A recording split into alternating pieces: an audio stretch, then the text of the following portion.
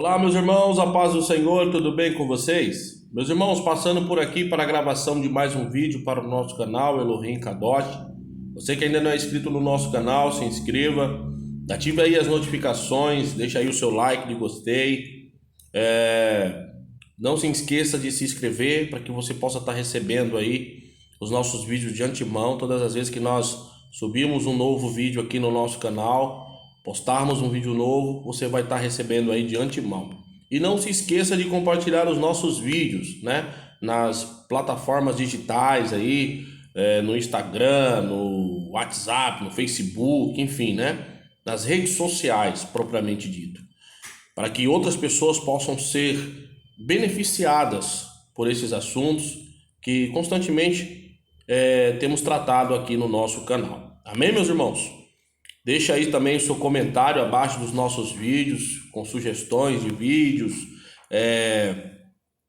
com observações, com acréscimos, né? Será bem-vindo o seu comentário aí no nome do Senhor Jesus. Meus irmãos, hoje estaremos tratando aí de um assunto para lá de polêmico, né? Eu gosto um pouco de polemizar muitas coisas e gosto das questões polêmicas, porque com esses assuntos nós aprendemos muito, né? É com as perguntas, são com os embates e debates sadios, é claro, que nós aprendemos muitas coisas que estão inseridas na palavra de Deus, ok? Tem que haver ali um diálogo, um conflito, né, de ideias para que pensamentos venham ser gerados em cima de textos, de contextos, etc. Então, esse assunto que foi sugerido por um dos nossos inscritos no nosso canal, o irmão Jonathan, né? Eu creio que vai acrescentar muito ao seu conhecimento e também ao meu conhecimento. Por quê? Porque é um assunto para lá de polêmico, né? Parece haver uma contradição, mas pelo que eu sei, pelo que eu aprendi, a Bíblia ela não contém contradição, né? Ela não se contraria em hipótese alguma. Pelo contrário, ela se complementa. Os textos, eles se harmonizam, né? Porém, entretanto, todavia, parece que tem alguns textos que não há uma harmonização, né? Uma conexão. E aí, como entendê-los? Não é verdade? Por isso que eu chamo de assuntos polêmicos e para lá de polêmicos. Como, por exemplo, o tema que o nosso irmão Jonathan sugeriu, que está baseado em João 3, versículo 13, que diz que ninguém subiu ao céu. Como entender isso? Né? O Senhor Jesus ali dialogando com Nicodemos de noite, disse para ele, né, no versículo 13, de um diálogo muito extenso, que ninguém havia subido ao céu senão aquele que de lá desceu, a saber, ele mesmo, o Filho do Homem, que está no céu. Como que entendemos isso? Como harmonizar esse texto que Jesus fala que ninguém subiu ao céu com Gênesis capítulo 5, versículo 24 e 2 Reis capítulo 2, versículo 11? Como conectá-los? Como harmonizá-los? Haveria aí uma contradição? Porque sabemos muito bem que Gênesis 2, ou Gênesis 5, 24, perdão, e 2 Reis, capítulo 2, versículo 11, fala que Enoque e Elias foram tomados por Deus. Como entendemos isso? Porque na crença popular, né, no pensamento majoritário de muitos cristãos da nossa nação brasileira, Enoque e Elias foram para o céu. Deus tomou para si, enfim, né? Eles estão no céu com Deus. Mas Jesus vai dizer aqui que ninguém subiu ao céu. Que essa ideia de ir para o céu e estar lá do lado de Deus não é mais ou menos assim. É isso que Jesus está querendo dizer aqui. Olha, ninguém subiu ao céu. Então, como que nós entendemos isso? Haveria uma contradição? Será que Jesus estaria negando a subida de Enoque e de Elias ao céu? Ou será que isso que ele falou aqui é de forma figurada, enfim, né? É algo simbólico? O que ele quis dizer com isso? Ou será que no céu de Deus não tem ninguém? É só ele, o Pai e os santos anjos? Vamos entender essa questão hoje, no nome do Senhor Jesus. Ok? Então vamos lá para o texto base, sugerido aí pelo nosso irmão Jonathan, que diz assim, ó, João capítulo 3, versículo 13. Ora, ninguém subiu ao céu, senão aquele que de lá desceu, a saber, o Filho do Homem que está no céu. Pode ser que na sua Bíblia aí esteja em parênteses essa última frase aí, né? Essa última palavra, que está no céu, né? Pode ser que esteja aí em parênteses. Como assim está no céu? Jesus estava falando com Nicodemos aqui. Poderia Jesus estar falando com Nicodemos e automaticamente está no céu? Porque aqui, o verbo que aparece aqui é o verbo, né? Fiz questão até de anotar. É o verbo oni, ou onei, no grego. E significa, né? Ser, estar, né? Conforme está aqui mesmo. Então, essa tradução está correta. Porque o verbo que aparece aqui é o verbo enem, no grego. Não é enem, tá, gente? É enem. Ou enem. Ok? E esse verbo, ele é um verbo no particípio presente. Né? Não está no futuro, não está no passado. É presente. Então, o que Jesus está querendo dizer é que, assim como ele está falando com Nicodemos, naquele exato momento, ele também está diante do Pai. Como entender isso, né? A não ser entendendo os atributos divinos de cada pessoa da Trindade. Jesus, né, nós não podemos esquecer e nem fugir do nosso ponto de vista de que ele é Deus. E ele, como Deus, ele poderia estar ali, né, com Nicodemos de noite, porque esse diálogo com Nicodemos foi tratado, né, de noite. O versículo 1 do capítulo 3 vai dizer isso, versículo 1 e 2. Fala que Nicodemos foi ter de noite com Jesus. Então Jesus estava ali conversando com ele de noite. Mas automaticamente Jesus diz que está também diante do Pai. Né? Está diante dele. Como entender isso, senão examinando os atributos divinos de Jesus? E um dos seus atributos é a onipresença. Isto é, estar em todos os lugares ao mesmo tempo. Jesus tinha essa capacidade. Por mais que ele tomou a forma humana, os seus atributos não foram, podemos dizer assim, tirados dele. Ele se esvaziou, mas os atributos continuaram na pessoa do Filho. Então, assim como o Filho estava, né, com Nicodemos, o Filho também estava com Deus.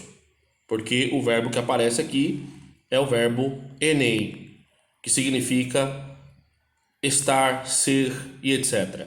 Ok? Que é um particípio presente. Ok? Mas aí a grande questão é, né? A grande questão é como entender esta questão ou estas palavras, propriamente dito, do Senhor Jesus, que disse que ninguém subiu ao céu. Como assim? Ninguém subiu ao céu?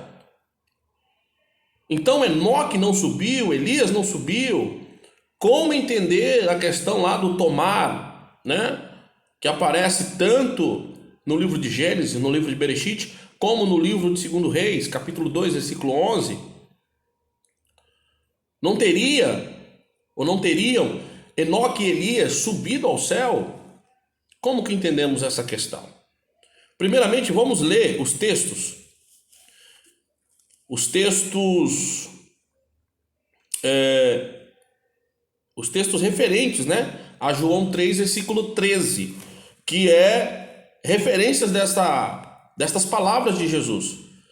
Que a primeira referência aí, os primeiros versículos que podemos verificar é o versículo 4 de Provérbios 30, que vai dizer o seguinte. Olha que interessante o que o proverbista vai dizer em Provérbios 30, versos de número 4. uma complementação fantástica do que o Senhor Jesus disse aqui a Nicodemos. Olha que interessante. Versículo 4 diz assim, ó: quem subiu ao céu e desceu? É uma pergunta. Quem cerrou os ventos nos seus punhos? Quem amarrou as águas na sua roupa? Quem estabeleceu todas as extremidades da terra? Qual é o seu nome? E qual é o nome de seu filho? Olha aí que interessante. Aqui está perguntando quem é que subiu ao céu, né? Quem é que subiu ao céu e desceu? Jesus vai falar aqui para Nicodemos que ninguém, que ninguém, né?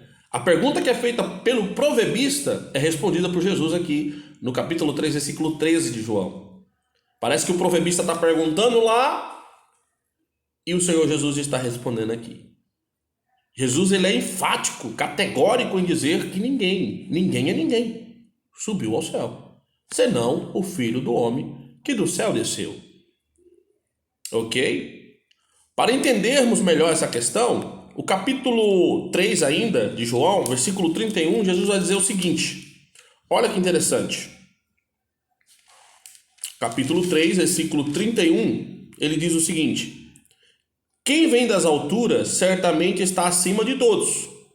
Quem vem da terra é terreno e fala da terra. Quem veio do céu está acima de todos. Ele quer dizer o seguinte, que ele está acima de todos porque ele veio do céu, né? Mas uma forma de demonstrar claramente a divindade de Cristo Jesus, ou de Jesus Cristo, né? A expressiva Jesus Cristo, né? Mostra as duas naturezas do nosso Deus. A natureza humana, que é o Jesus, o Antropos, e a natureza divina, que é o Critos, o Cristo ungido, né? Por isso, da expressiva Jesus Cristo.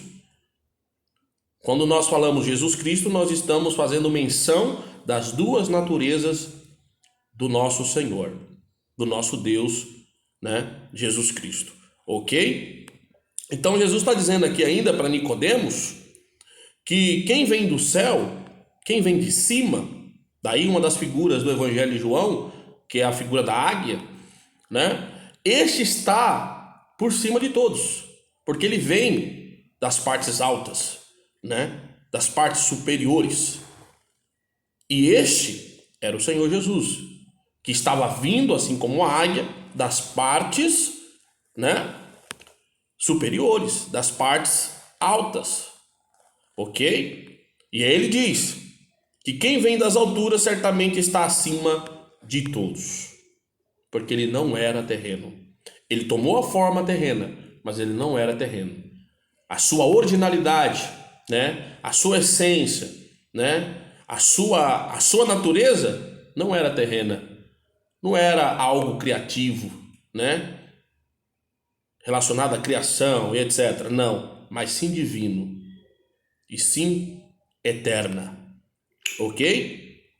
Corroborando ainda, né, com esta ideia, olha que João capítulo 6, versículo 46 vai dizer. João 6, versículo 46. Observe essas referências, tá? Depois nós vamos fazer menção das duas pessoas que são entendidas por parte do público evangélico como as duas pessoas adentrarem aos céus, que é Enoque e Elias. Será que de fato eles adentraram?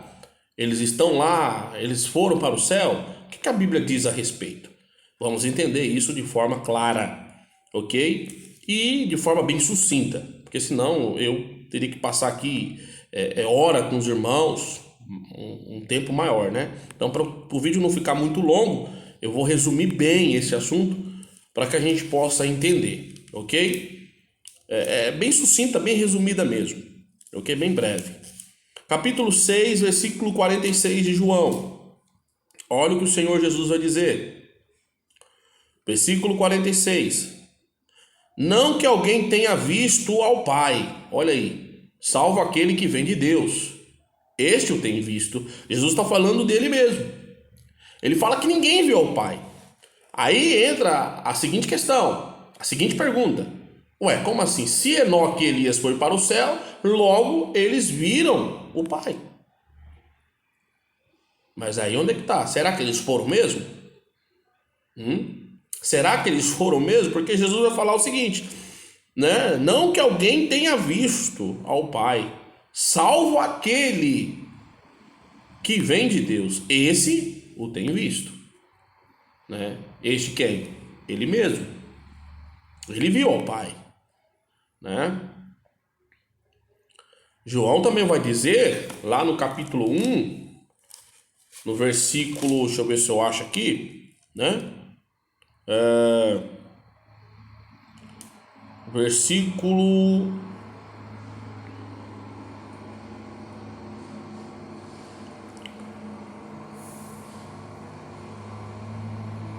Deixa eu ver aqui, meus irmãos.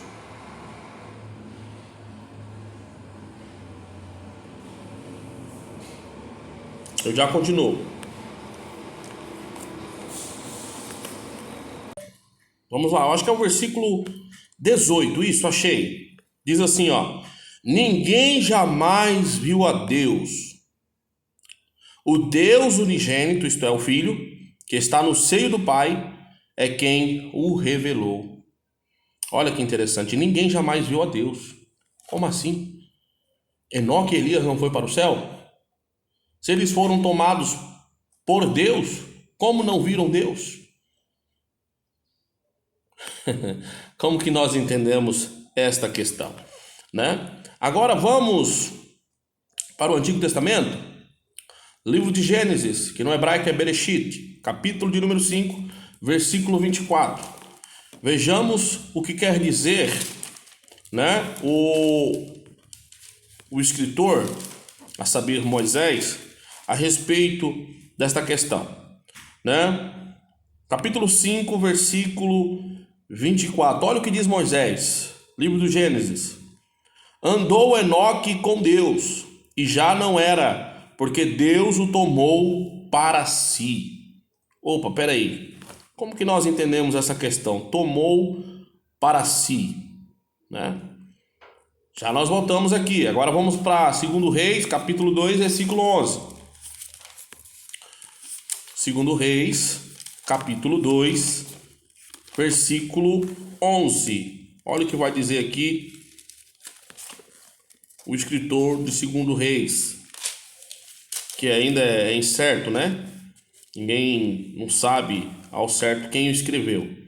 Mas 2 Reis, capítulo 2, versículo 11, diz o seguinte: indo eles andando e falando, eis que um carro de fogo com cavalos de fogo os separou um do outro, e Elias subiu ao céu num redemoinho. Olha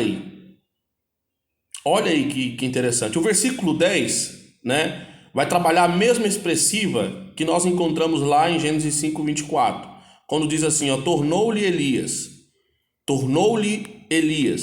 dura coisa pediste, todavia, se me vires quando for tomado de ti, ó, tomado de ti, olha que interessante, tomado de ti, assim te fará, porém se não me vires, não se fará.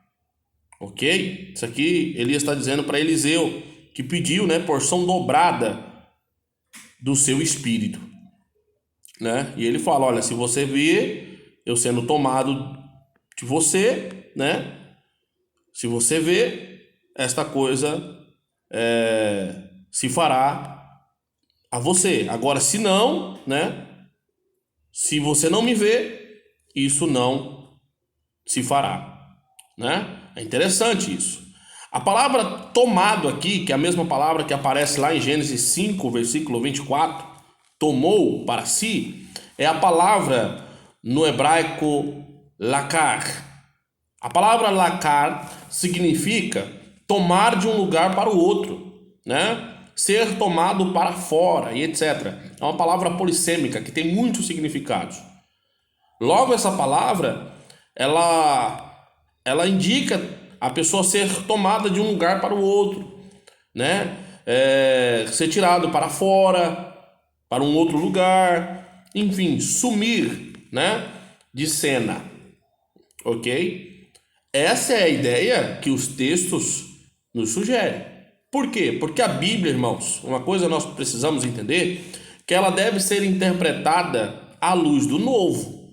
Nunca o Antigo Testamento deve ser interpretado à luz do Antigo. Por quê? Porque a revelação ela é progressiva e não conclusiva no Antigo, no Velho Testamentário. É por isso que veio, né, o segundo Testamento, que nós chamamos de Novo Testamento. Esse Novo Testamento, ele complementa o Primeiro Testamento, que é o Antigo Testamento, que é o Velho Testamentário. Então, logo, eu não posso fundamentalizar, eu não posso interpretar passagens ou versículos isolados no Antigo Testamento sem ser à luz do Novo, porque senão eu posso contradizê-los ou contrariá-los, ok? E assim conflitá-los e não harmonizá-los. Tá certo, meus irmãos? Então nós precisamos ter isso em mente. O que a Bíblia vai dizer a esse respeito, sobre esta questão de entrar no céu ou, né, estar no céu antes de Jesus Cristo? O que a Bíblia vai dizer? É possível a pessoa entrar no céu com carne e osso?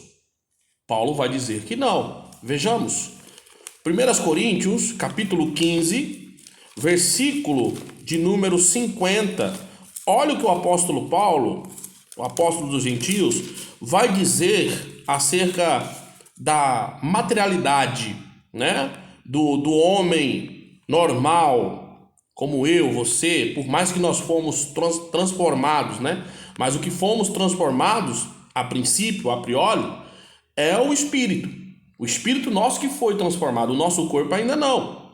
O nosso corpo ainda aguarda a transformação, que é a glorificação, conforme está lá em Romanos 8, versículo de número 19 ao 22, que é a redenção do nosso corpo, ok? E conforme também está em 1 Coríntios, capítulo de número 15, principalmente o versículo 51 a seguir, que fala da transformação dos nossos corpos, né? Corpos corruptíveis que vão tomar a forma de incorruptíveis, corpos mortais que vão se transformar em corpos eternos, né? Imortais, ok? Então hoje ainda nós vivemos num corpo normal, num corpo pecaminoso, num corpo de carne e osso, né? Que não pode em hipótese alguma entrar no céu sem ser transformado. E aí surge a seguinte questão: se Enoque e Elias foram para o céu, eles entraram com que corpo lá? Haja visto que Jesus ainda não havia morrido. Será que eles foram os primeiros a serem transformados?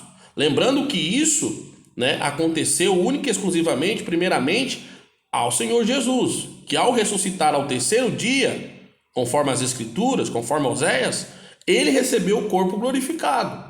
Um corpo que ele passava paredes, né? As portas fechadas ele atravessava paredes, enfim, né? Estava isento, né, da gravidade e etc. Um corpo que ele poderia flutuar, enfim, fazer um monte de coisas. Nós vemos isso nas Escrituras, principalmente nos Evangelhos, quando nós examinamos afinco, né? Este corpo glorificado de Jesus, ele só obteve esse corpo ao ressuscitar ao terceiro dia. Aí muitos podem dizer assim: mas na visão lá do monte, no capítulo 17 de Mateus, onde Moisés e Elias aparecem para o Senhor Jesus e ali conversa com ele, Moisés e Elias não estavam com corpos glorificados? Não. Ali foi uma visão. A palavra que aparece ali no grego é a palavra horaima, e essa palavra aparece por cerca de 9 vezes nas Escrituras, sempre indicando, uma visão, algo não real literalmente, mas sim algo espiritual, algo relacionado a visões, à mente, a coisas espirituais e não literais, propriamente dito, ok? Então logo, o que eles viram ali, a saber, os 3 discípulos mais chegados de Jesus, foi uma visão, e Jesus ele ainda faz questão de dizer: olha, não contais esta visão a ninguém. Foi uma visão que eles viram Moisés, e Elias, conversando com o Senhor. Mas não quer dizer que eles estavam com corpos glorificados. Isso não é possível sem houver a ressurreição, ou sem haver a ressurreição. Para nós obtermos os corpos glorificados, precisamos, propriamente dito, de ressuscitarmos. Ou aqueles que estiverem vivos, no caso se o arrebatamento fosse hoje, um exemplo, mas não vai ser hoje, porque muitas coisas ainda tem que se cumprir, né? E Jesus não pode voltar sem que antes a sua palavra se cumpra. Isso está lá em Atos capítulo 3, versículo 19 a seguir. É o próprio apóstolo Pedro que vai dizer isso, não sou eu, que diz que o céu o contém agora, até que se cumpra as promessas, enfim, a sua palavra, que é verdadeira, porque se ele volta antes das promessas serem cumpridas, logo a sua palavra é mentirosa. E sabemos muito bem, com base em 2 Tessalonicenses capítulo 2, versículo 4 a seguir, que algumas coisas antecedem a vinda de Cristo. Por exemplo, a apostasia e a manifestação do filho do pecado, a saber, o anticristo. Essas duas coisas têm que aparecer para que o Senhor volte. Mas suponhamos que o arrebatamento fosse hoje,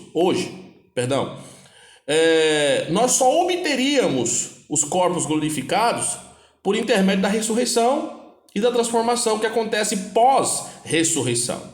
Primeiro os que morreram em Cristo ressuscitarão primeiro, e depois nós, os que estivermos vivos, conforme Paulo vai dizer em 1 Coríntios capítulo 15, versículos 51 e 52, seremos transformados. Esse transformados quer dizer que nós obteremos corpos glorificados.